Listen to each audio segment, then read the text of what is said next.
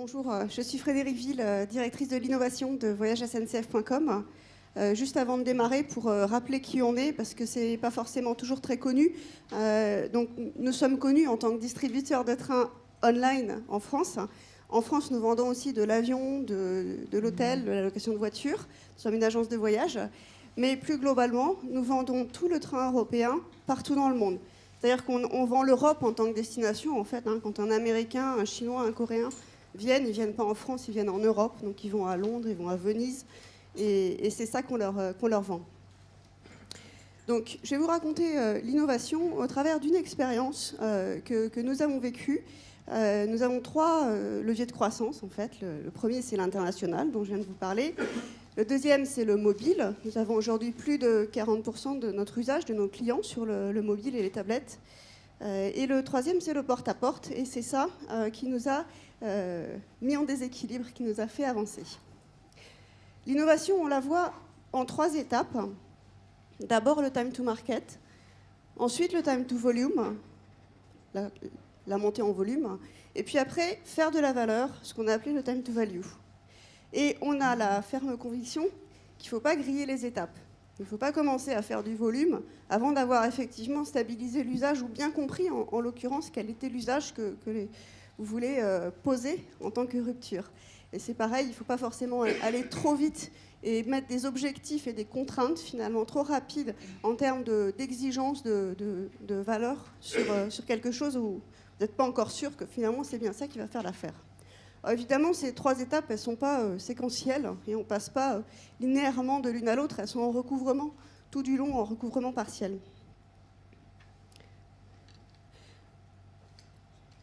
Le time to market, pour nous, sur le service qui s'appelle aujourd'hui MyTripSet, de son petit nom bêta, encore en bêta, c'est un service qui vous permet de planifier vos voyages en Europe. Vous entrez une adresse de départ, une adresse d'arrivée, et on vous donne tous les moyens possibles pour y aller, en comparant les moyens de transport, en indiquant les transports publics, l'avion, la voiture, le train, etc. Et vous comparez les moyens de transport, et après on vous propose d'acheter votre trajet. Au départ, il y avait une vision, en 2011, au printemps, qui était de dire, nous, on veut croître, s'élargir. Donc voyagesSNCF.com était déjà présent partout dans le monde, comme je l'ai signalé, et c'était véritablement la vision qu'on avait de vouloir vendre tous les trains partout. On avait un concurrent assez fort qui était reconnu, et régulièrement, et ça fait mal, les gens disaient, mais si vous voulez savoir quels sont les trains, allez sur DB Navigator. Alors nous, on avait conçu notre service un peu différemment. On avait conçu notre service pour la distribution, c'est-à-dire qu'on voulait informer sur ce qu'on savait vendre. C'était cette hypothèse de départ qu'on avait prise. Les Allemands avaient pris une hypothèse différente, ils voulaient informer, mais ils n'allaient pas jusqu'à la distribution. Donc forcément, on était en train de comparer 2 choses qui étaient un peu différentes. Mais dans le marché, c'était la comparaison qui existait. Après, il y a eu le concours de la Commission européenne. Agacé par les perturbations et le foutoir, disons-le, le bazar aérien émis par le volcan islandais, le commissaire européen au transport a lancé un concours en se disant « mais comment ça se fait que je ne peux pas changer mon moyen de transport si j'ai un trajet réservé et tout de suite qu'on me donne la solution si jamais il y a une perturbation ?» Donc il a lancé un appel à idées. On a répondu. On avait toujours notre petite vision en tête, là. On n'était pas parmi les favoris. La SNCF n'était pas parmi les favoris parce que, évidemment, encore une fois, le marché est large, il y a beaucoup de start-up, il y a beaucoup d'entreprises. Et pourtant, la SNCF a remporté le prix du service innovant. Donc en février 2012, on apprend qu'on a remporté le prix du service innovant. Ça nous commit. Ça ne nous donne aucun euro. Il n'y avait pas de budget associé à ça. C'était un concours de beauté. Mais d'une certaine façon, on était comité. Alors là, l'organisation s'est mise en tension. On a fonctionné en mode start-up. On a dédié à peu près 6 personnes, des développeurs, un product owner. On s'est dit, on va travailler en mode start-up parce qu'il faut qu'on soit sur le marché en juillet 2012. On avait 5 mois. Moi, je suis arrivée en février 2012. Évidemment, les équipes avaient un petit peu préparé le sujet avant quand même, parce que ça faisait quand même partie de notre vision et on savait, quoi qu'il arrive, qu'on voulait aller dans cette direction. Mais on a fonctionné avec un cycle de décision très rapproché. On a immédiatement appliqué des méthodes qui paraissent absolument évidentes maintenant, puisque tout le monde en parle, de l'agile, du développement dans le cloud, etc. Mais en février 2012, quand on a commencé le projet, il n'y avait pas une plateforme Amazon de développement en Europe. Et pour faire du développement, quand vous avez le temps de latence avec les États-Unis, c'est un peu plus compliqué. Donc, on est parti sur ces méthodes-là. On a comme je disais, appliqué des cycles de décision rapides. Et en juillet, on était sur le marché. Notre European Journey Planner était sorti et il était disponible pour les clients.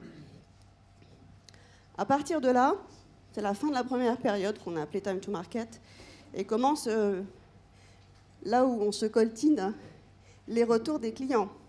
Donc, si on fait un petit retour en arrière, donc on a engagé, on va dire, pour faire très approximatif, 6 personnes pendant 5 mois. Là, c'était la prise de risque de départ pour faire le time to market. Mais évidemment, sur un projet stratégique à long terme qui est plus large que ça, il fallait dans le même temps préparer un engagement, un investissement qui était beaucoup plus conséquent. Donc au moment où on prépare l'investissement qui est plus conséquent, on est déjà sur le marché avec quelque chose, donc c'est bien, parce qu'on a déjà la preuve qu'il y a quelque chose qui existe. Et aussi, on a aussi le feedback des utilisateurs. Alors c'est ça qu'on a voulu représenter ici, c'est qu'il ne faut pas avoir peur de se coltiner le VIP qui ne trouve pas l'adresse de sa maison de vacances, parce que c'est évidemment ça qu'il va tester en premier sur notre service. C'est l'association de consommateurs qui va tous les mois voir sa grand-mère au fin fond de telle région, qui veut aussi trouver comment on fait, et puis qui sait évidemment, comme il a optimisé le trajet, pertinemment quel est l'optimum. S'il ne le retrouve pas sur votre service, bah ça pose question. Ça met en question le service.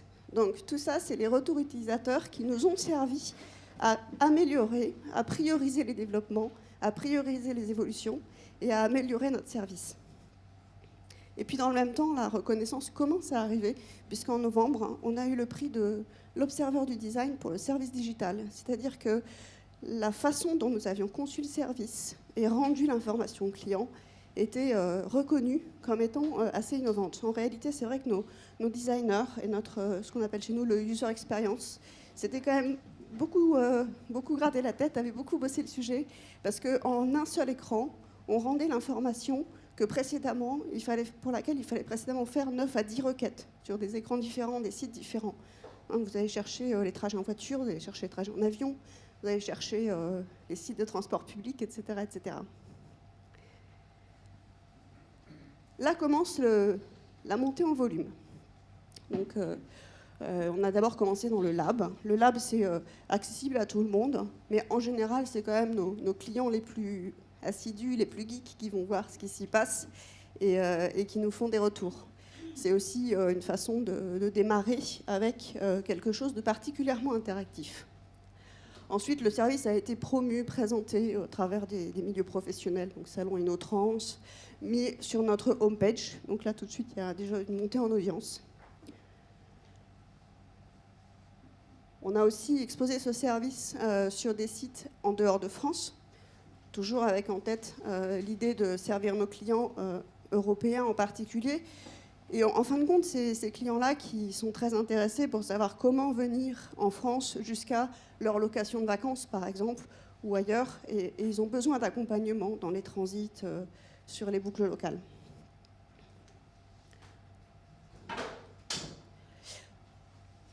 Aujourd'hui, on en est à peu près à 200 000 trains en Europe, 180 compagnies aériennes. On a 300 villes qui sont couvertes en transport public. Donc on a évidemment un enjeu de couverture de l'offre. On a un enjeu d'accessibilité. Et puis on a à peu près 700 000 utilisateurs qui ont déjà testé. Ça commence à faire un certain volume. Ça commence à faire beaucoup de feedback positif, des choses à améliorer, des choses qui sont reconnues. Et c'est pour nous très très important de continuer à avoir cette interactivité avec nos clients. On va pouvoir démarrer la partie valeur, même si, encore une fois, comme je vous le dis, les choses ne sont pas blanches et noires, hein, c'est pas un long fleuve tranquille, ni même une série de ruptures. C'est constamment, moi j'aime beaucoup l'image de la tension, parce que c'est constamment l'équipe finalement qui se met en tension et puis qui se pose des questions sur la meilleure façon d'avancer. Au départ, on est parti avec du train, de l'avion, parce que ça, c'était quelque chose qu'on vendait déjà. Mais il fallait qu'on aille chercher tout le reste, tous les transports publics. Et en 2012, Google Transit, c'était pas existant en Europe.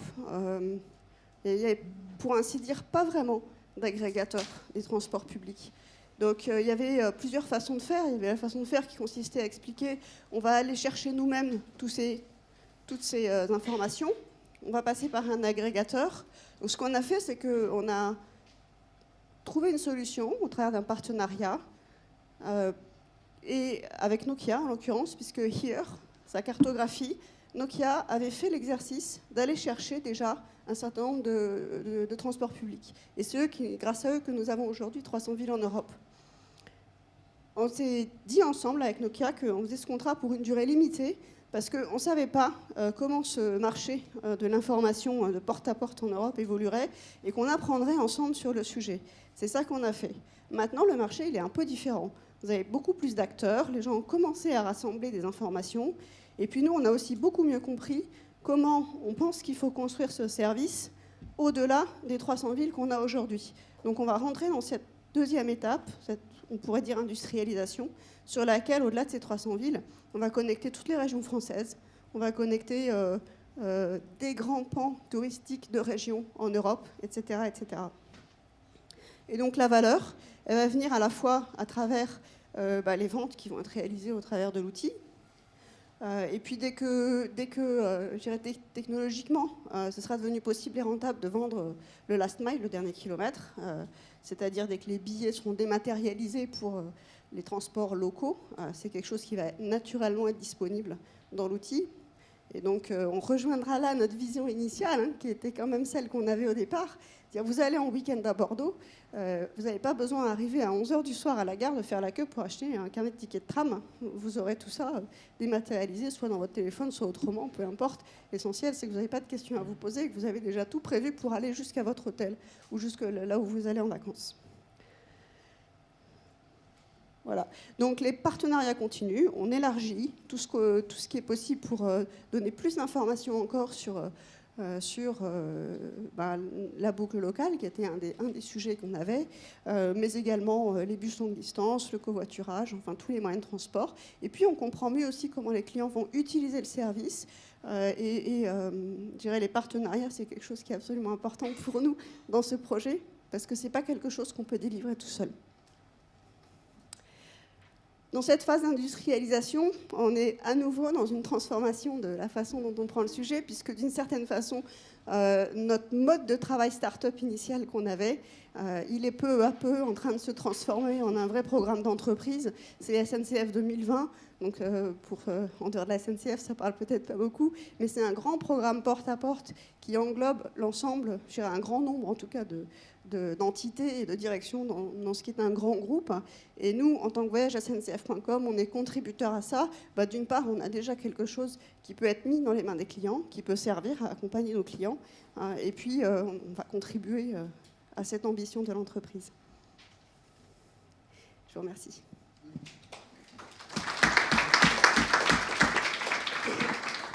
Merci Madame Ville. Je propose que vous restiez là pour les questions qui vont vous être posées. Et Luce va... Voilà.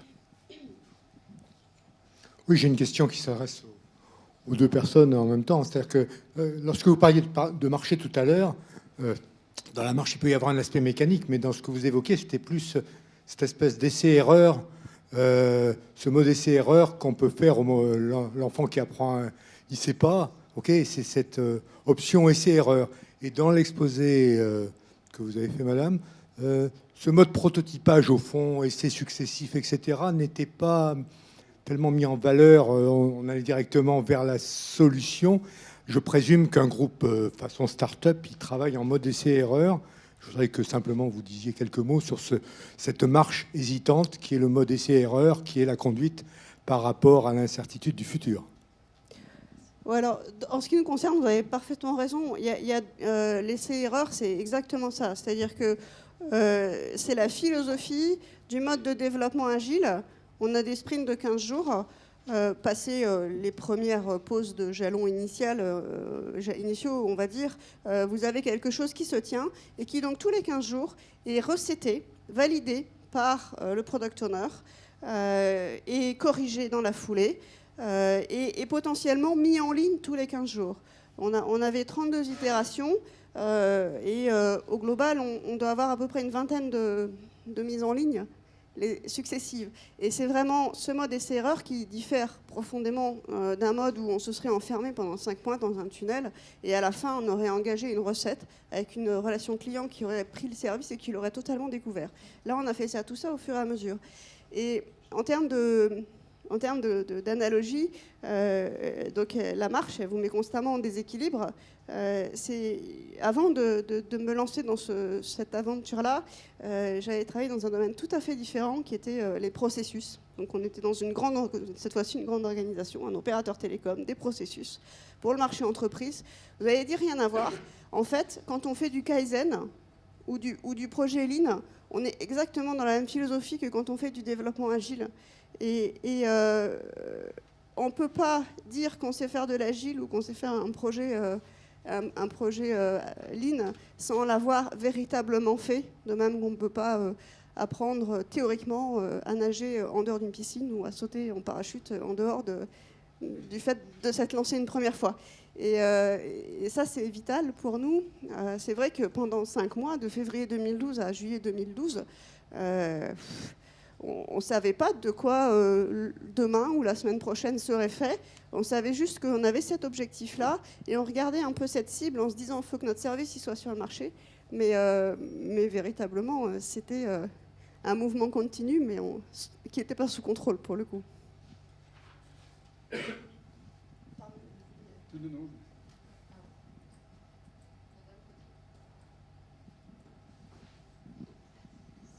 Pourquoi vous n'êtes pas parti d'un fonds tout fait, genre, il me semble que GoVoyage, par exemple, a un comparateur de prix, ça vous aurait servi de levier de départ ? Je n'ai pas précisé, mais on a évidemment capitalisé sur des choses existantes. En l'occurrence, on a surtout inventé les choses qui n'existaient pas.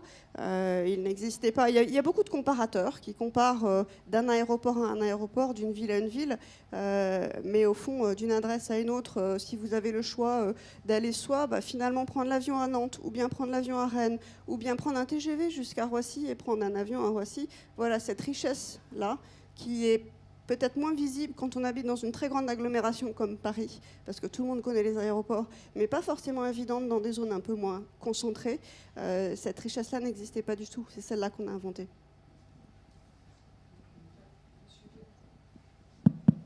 Merci pour votre présentation, le côté interconnexion des réseaux et comparaison. Mais quand même, ma femme est polonaise et du temps du communisme, pour aller à Poznań en Pologne, derrière le rideau de fer, c'était très simple. J'allais à la gare de l'Est et j'achetais mon billet. Voilà. Quelques années plus tard, du temps de Gallois, j'ai pensé naïvement faire la même chose et je n'ai pas pu acheter mon billet.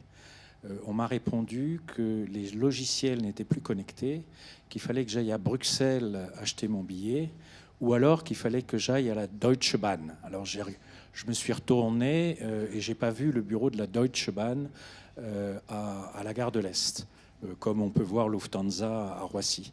Ma question est très simple. Est-ce que les réseaux aujourd'hui sont connectés ? Est-ce qu'il y a du code partagé comme dans l'aviation ? Et est-ce que si je veux prendre un billet pour aller dans un pays de l'Est, je peux le faire ? Donc effectivement, le monde de l'aviation et le monde ferroviaire fonctionnent de façon très différente, à la fois au niveau des réservations et au niveau de l'interconnexion. Aujourd'hui, les compagnies ferroviaires négocient entre elles, en one-to-one, des accords de distribution. Et c'est vrai qu'on pourrait quand même trouver aberrant que si on est capable aux États-Unis de vendre ce billet que vous voulez aller pour aller de Paris à Poznan, on n'est pas forcément capable de le faire en France. Et donc ça, c'est des choses qui sont en train d'évoluer. La concurrence va faire bouger les choses. On est déjà aujourd'hui en concurrence, mais dans des règles qui sont assez différentes. Et encore une fois, assez différentes de l'aérien. Donc ça, c'est des choses qui vont changer. Et nous, tout ce qu'on demande, c'est effectivement de pouvoir le faire. Parce qu'on pense que d'un point de vue client, c'est ça qui fait du sens. Et du reste, on le fait déjà aux États-Unis et en Asie. Donc on a très envie de le faire là. Dès qu'on a l'opportunité, ce sera fait. Bonjour. Donc, excusez-moi, je suis un petit peu arrivée en retard, donc j'ai peut-être manqué certaines choses, mais je voulais savoir quel est votre business model. Qu'est-ce qui finance en fait ce service, ou est-ce que c'est simplement pour attirer des clients à la SNCF? Oui, alors il y a deux façons de répondre à cette question-là. La première, c'est que, en effet, nous, notre vision, c'est que le monde, le comportement d'achat des trajets, des voyages en Europe va évoluer. Et on voit d'ores et déjà qu'en tant que voyageur, on y perd compas. On va chercher toutes les solutions à droite à gauche et finalement, on prend ce qui nous convient le mieux. Nous, ce qu'on a voulu faire ici, c'était faciliter la comparaison et renvoyer directement sur l'achat. Donc ça, le premier moment du business model de ça, c'est évidemment, je dirais, le fait de fidéliser le client parce qu'on va lui donner un service facile et d'enclencher des ventes. La deuxième partie, comme je l'ai précisé à la fin, c'est de développer les ventes puisqu'on sera du coup prêt à pouvoir vendre un billet complet porte-à-porte le jour où ce billet sera dématérialisé pour sa partie boucle locale. Maintenant, pour tempérer ce que je viens de dire, j'ai aussi précisé au tout début qu'on pense que dans des services qui sont en rupture, et celui-ci l'est fondamentalement dans la façon, à la fois technologiquement et aussi dans la façon de préparer le voyage, il ne faut pas griller les étapes et on ne peut pas exiger d'un service qui est innovant un business model. Et du reste, aux États-Unis, si vous regardez, il n'est pas du tout aberrant que les services restent en mode bêta pendant plusieurs années. Microsoft fait ça, Google fait ça. Et on a moins cette culture-là en Europe. Et combien de fois on m'a dit quand est-ce que tu supprimes le bêta et que tu vas en industriel? Quand on aura véritablement suffisamment confiance que le service y répond effectivement à la demande des utilisateurs. Et là, à ce moment-là, on pourra passer en mode industriel. On y est quasiment. Bientôt, on va y être. Avec l'ensemble des retours qu'on a eus, ça va être le cas. Il faut se connecter juste sur sncf.com, c'est ça? www.mytripset.com. Ah oui, c'est ça, MyTripset. Laurent, n'hésitez pas à Et n'hésitez pas à nous faire des commentaires, on les prendra en compte évidemment. Moi j'aurais une question justement que je trouve très importante. Vous avez évoqué à plusieurs reprises l'usager et les usagers. Et comment vous avez fait pour intégrer progressivement? Là, vous avez dit on commence à en savoir assez maintenant. Dès le début, comment avez-vous fait pour intégrer les usagers dans le processus? D'une manière ou d'une autre, c'est une des conditions essentielles du succès, effectivement. Oui, on a, dès la sortie du service dans le lab, on avait un petit bouton feedback sur lequel les clients pouvaient nous laisser leur feedback. Et puis après, on a aussi interagi, pas des moyens plus classiques, hein, comme des focus group ou des choses comme ça. Mais j'ai un métier digital et un monde digital comme le nôtre, c'est essentiellement au travers de la relation client, des feedbacks en ligne. On a un processus complet chez voyagesncf.com qui rassemble l'ensemble des feedbacks qu'on peut avoir par tous les canaux de nos clients et qui les traite. Et la difficulté pour nous, c'est plutôt de prioriser, de savoir ce qui est pertinent. Parce que c'est toujours très pénible quand un VIP ne trouve pas le bus qui va à sa maison de vacances parce qu'il le connaît. Évidemment, pour faire une démonstration du service et qu'il soit crédible, on aurait très envie de prioriser ça. Mais des fois, ça coûte plus cher à faire que quelque chose qui va répondre à un usage beaucoup plus fréquent. Et donc, c'est cet équilibre-là entre... Et puis trier les feedbacks qui sont peut-être vrais, mais qui correspondent finalement à une moindre priorité. Ça, c'est ça qui est toujours un peu délicat. Il n'y a pas de raison. Merci, pardon, je crois qu'il y avait une autre question aussi. Oui, bonjour. Comment avez-vous réussi à faire accepter un produit non fini en externe, c'est-à-dire vis-à-vis de vos clients, mais aussi évidemment en interne? Oui, les deux points sont importants. En externe, je pense que le logo bêta et puis le discours qu'on tient sur ce produit, c'est aidez-nous à l'améliorer. Donc voilà, c'est vrai que même si c'est pas trop la culture européenne, dans le monde digital, c'est quand même beaucoup la culture, donc ça nous aide. En interne aussi, il y a régulièrement des impatiences de passer à l'industrialisation. On a la chance d'avoir un patron à voyagesncf.com qui est quand même très féru d'innovation et très porteur de projets d'innovation, et ça aide beaucoup. C'est évident qu'il faut du soutien, quoi.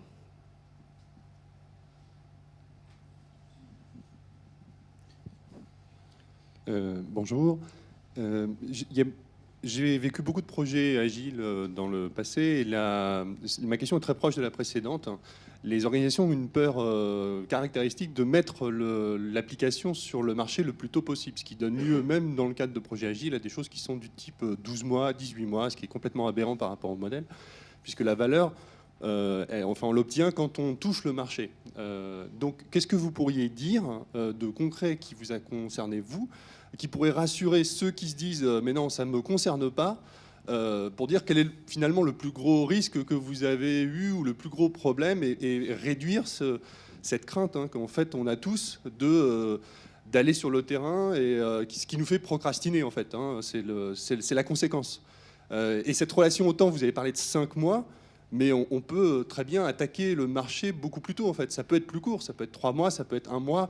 Très très vite, on peut avoir des retours au marché. Donc une des questions qui arrive très vite, c'est comment on peut encore réduire ce cycle. Enfin, il y a 2 questions dans ma question. Voilà. Bah, sur la durée, ça dépend des services qu'on met en place, ça dépend des cycles de la distance, je dirais, à laquelle on est d'un service véritablement innovant. Il faut quand même avoir un volume critique de rupture dans le service pour que le client voit là où vous voulez en venir. Pour nous, c'était 5 mois. C'était un peu dicté par finalement le prix qu'on avait gagné, l'échéance qu'on s'était mise. Donc c'était un peu la balance entre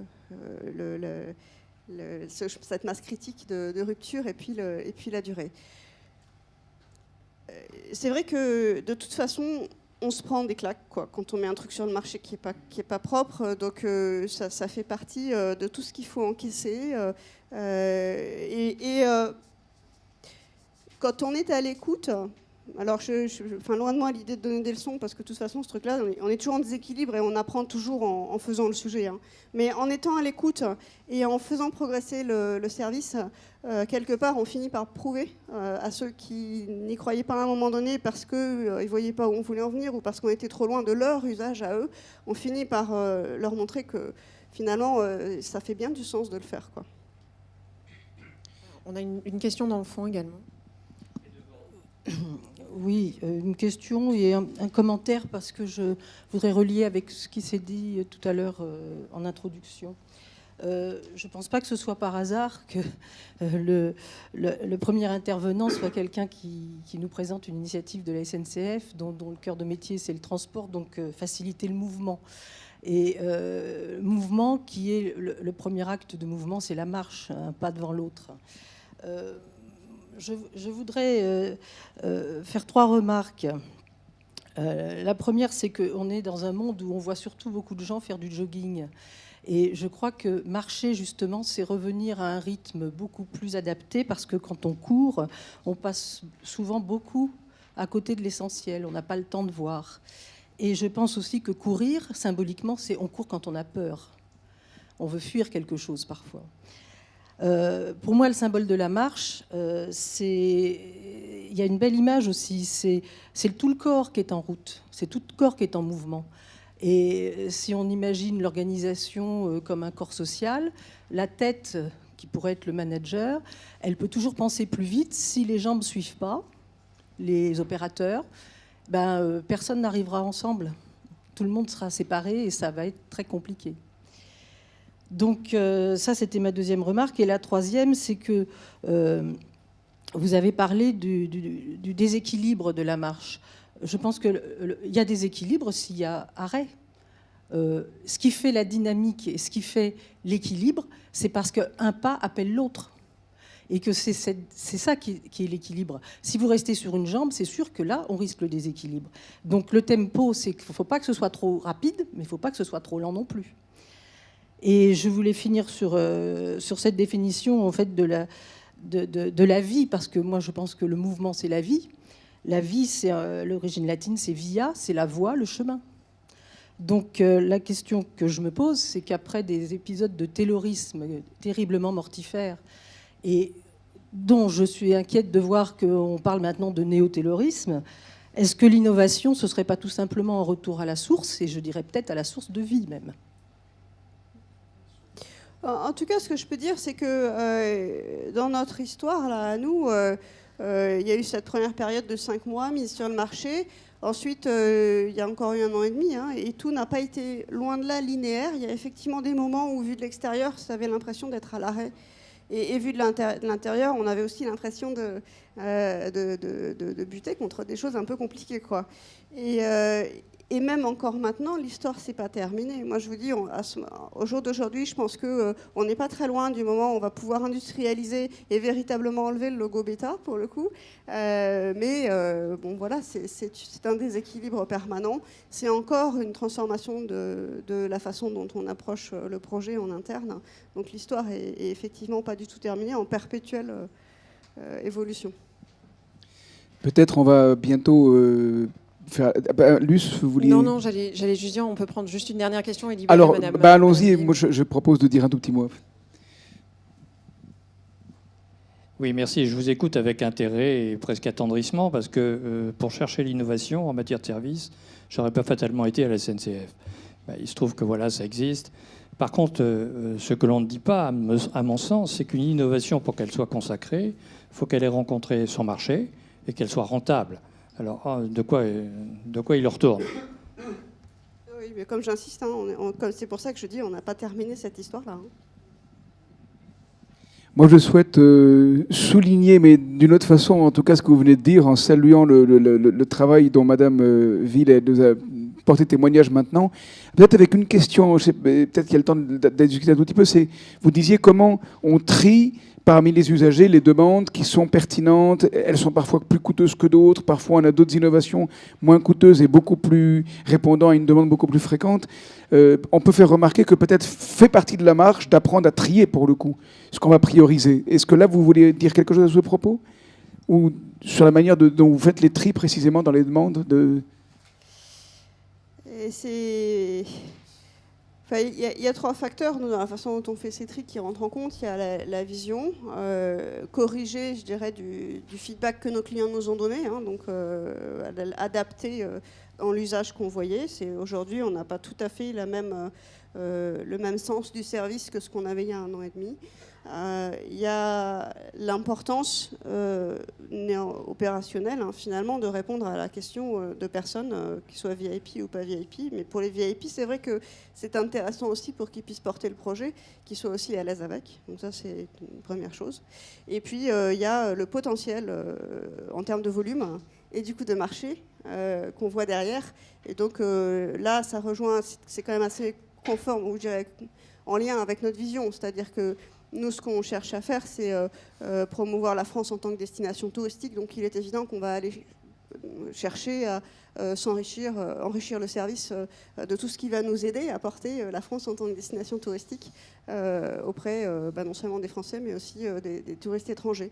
Donc, voilà, c'est un peu j'ai pas d'équation. Non, j'ai pas d'équation, mais c'est les différents drivers qui nous tirent. Mais moi, je pense qu'il n'y a pas d'équation. On y reviendra peut-être tout à l'heure dans la discussion générale, mais malheureusement, après, vous serez partis. Mais peut-être juste un point, cependant, sur l'intervention qui a été faite sur la tête qui met en mouvement tout le corps et le mouvement continu. Il faut se méfier du mouvement continu, parce qu'il revient à une immobilité. Ce qui compte dans la métaphore de la marche, que je pense capitale, c'est la scansion entre des moments où on croit qu'il ne se passe rien. Et en effet, il ne se passe un moment rien, mais c'est pas mal qu'il ne se passe rien de temps en temps. Parce qu'après, il peut se repasser de nouveau quelque chose. Un peu comme quand on dit quelque chose, ça ne prend du sens que si parfois on se tait aussi. C'est ça comme une scansion tout le temps.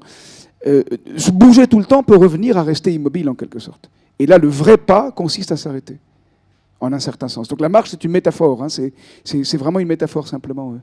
Madame Ville, merci beaucoup. Merci. Nous regrettons que vous deviez partir avant, mais en tout cas, voilà, merci beaucoup.